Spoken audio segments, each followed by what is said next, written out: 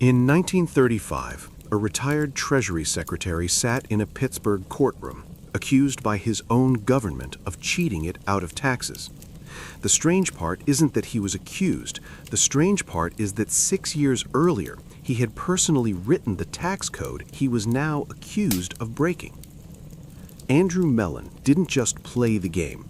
For a decade, he was the referee, one of the wealthiest players, and, by his own signature, the rulebook's author. So here's the question worth sitting with before we go any further.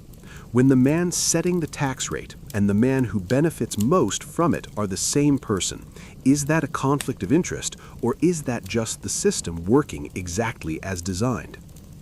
Andrew William Mellon was born in Pittsburgh in 1855 into a family that already understood something most people spend a lifetime failing to learn.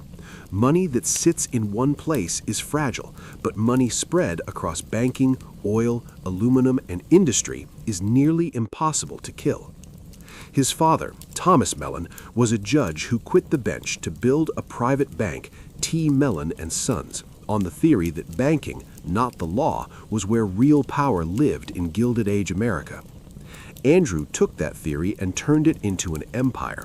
By the early 1900s, Mellon money had seeded or controlled the Aluminum Company of America, Gulf Oil, one of the largest oil producers in the country, Union Trust, Carborundum, Coppers, and a sprawling web of Pittsburgh-based industrial holdings. He wasn't a founder in the romantic sense. He rarely built the factory floor himself. He was the financier who spotted a promising patent or a struggling startup, supplied the capital, took the controlling stake, and let the company grow inside the Mellon banking ecosystem. It was, functionally, one of the first private equity playbooks in American history, decades before anyone called it that. By 1921, Mellon was one of the 3 or 4 richest men in the country. Then President Warren Harding did something unusual. He made Mellon Secretary of the Treasury, not despite his private fortune, but almost because of it. The thinking of the era was that a man who understood money at that scale would understand the nation's money too. He kept the job for 11 years, under 3 presidents, longer than almost any Treasury Secretary before or since. Here's what nobody tells you about that appointment. Andrew Mellon did not divest from his companies when he took the job. He did not place his holdings in a blind trust.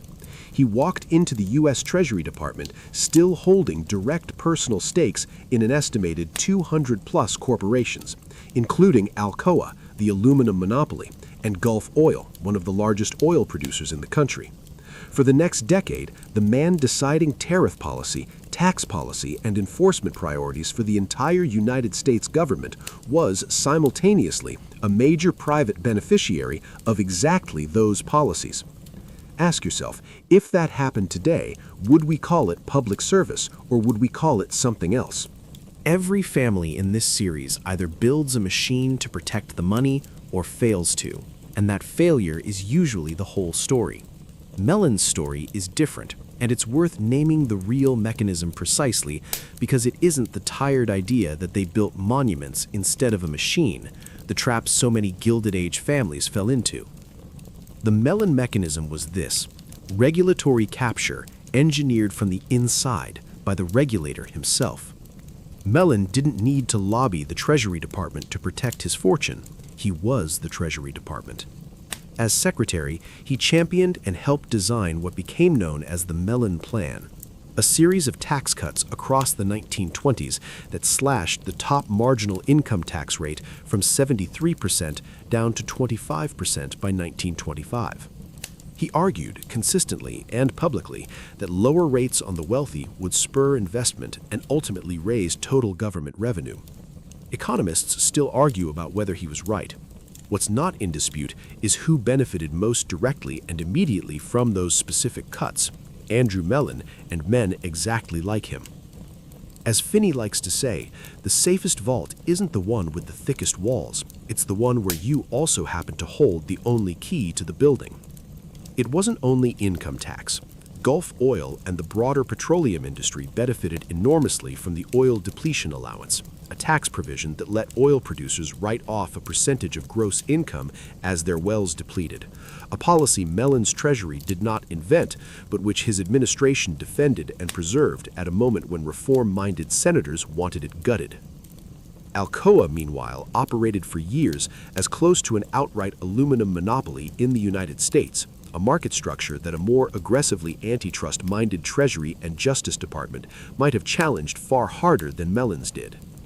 None of this required Mellon to sign a single corrupt check. That's what makes it a genuinely different mechanism than fraud in the criminal sense. He simply never stepped outside the room where the decisions were made.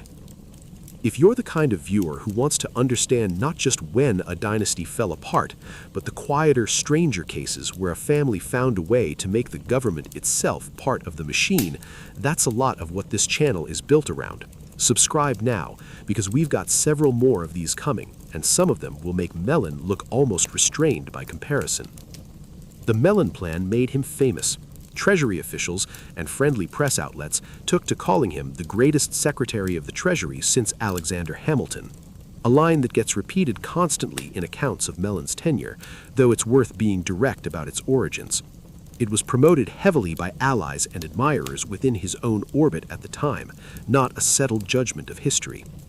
Even so, it captures how completely Mellon had positioned himself in the public imagination as the architect of 1920s prosperity. Then came 1929. The crash that ended the Roaring Twenties happened on Mellon's watch, and while no serious historians blames him alone for the Great Depression, his instinct in the crisis, famously paraphrased as advice to liquidate labor, liquidate stocks, liquidate the farmers, liquidate real estate, became one of the most politically toxic quotes of the era. Whether Mellon said those exact words or whether they were relayed secondhand by President Hoover in his memoirs remains genuinely disputed among historians. Even so, the sentiment matched Mellon's well-documented hands-off philosophy closely enough that the public believed it instantly, and it stuck to him for the rest of his life. By 1932, with unemployment cresting toward 25% and Mellon's name synonymous with the crash in the public mind, Hoover quietly moved him out of Treasury and into the ambassadorship to Great Britain, a graceful-looking exit that, by most contemporary accounts, was closer to a political sidelining.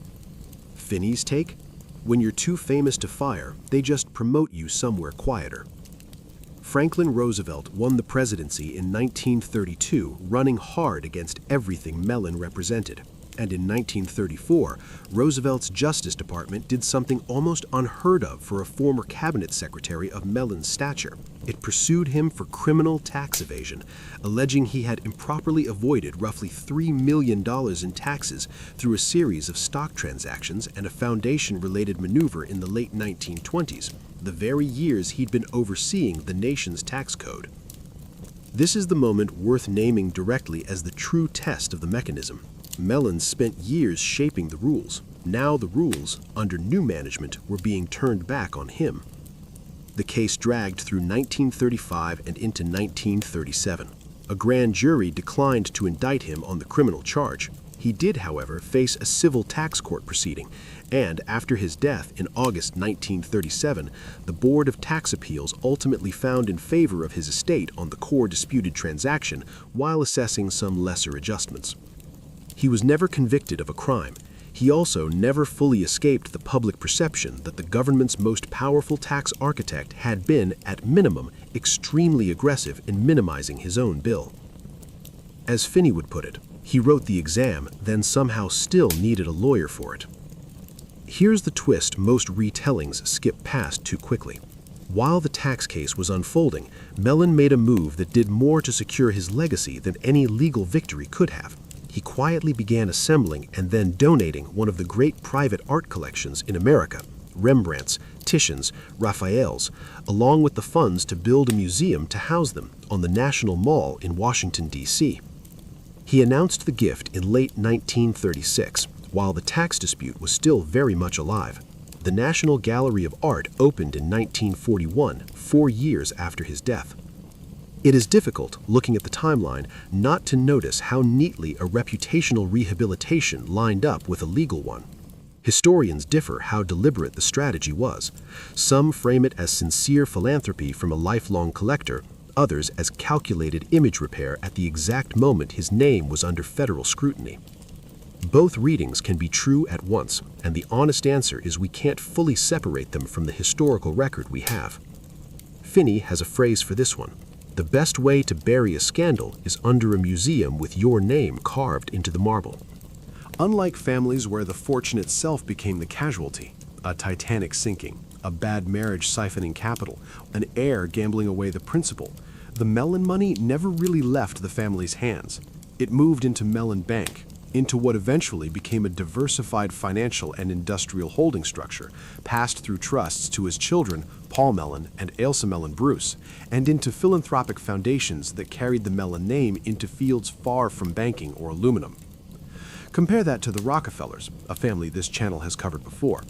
John D. Rockefeller built the Standard Oil Trust structure specifically to survive antitrust action and generational transfer, decades ahead of most of his Gilded Age peers, and that structural foresight is a large part of why Rockefeller wealth is still traceable and organized today.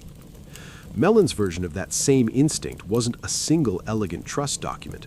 It was something closer to keeping one foot permanently inside the institution that regulated him, so the rules themselves stayed favorable for as long as he had the pen.